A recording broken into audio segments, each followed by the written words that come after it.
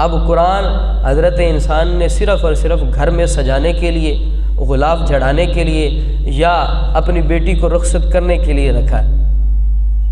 باقی اور قرآن کا مقصد کوئی نہیں انسان سمجھتا، اور نہ ہی اس کو سمجھنے کی کوشش کرتا ہے۔ وہ کہتا ہے شادی آئے گی تو بیٹی کے سر پہ رکھیں گے، رخصت کریں گے قرآن کے سائے میں، تاکہ آنے والا وقت آسان گزر جائے۔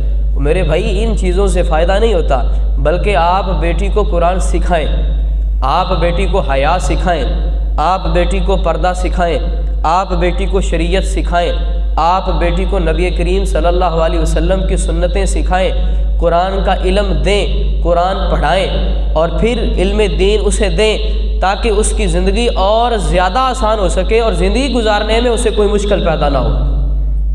صرف یہ بیٹی کے سر پہ سایہ کرنے کے لیے نہیں ہے، بلکہ پڑھانے کے لیے۔ صوفیاء بھی فرماتے ہیں کہ اپنی بیٹی کو خالی ہاتھ رخصت نہ کیا کرو۔ عرض کی گئی کہ یہ کیسے ہوا کہ ہم تو زمین بھی دیتے ہیں، سامان بھی دیتے ہیں، جہیز بھی دیتے ہیں، اور بہت ساری ایسی چیزیں ہیں کہ ہم اپنی بیٹی کو دے کے رخصت کرتے ہیں، خالی ہاتھ نہیں کرتے۔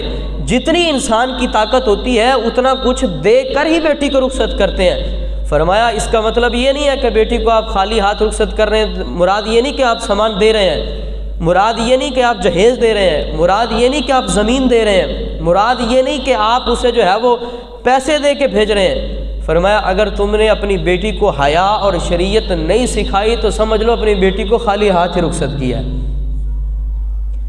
آج کتنی چیزیں ہیں جو انسان کے لیے ضروری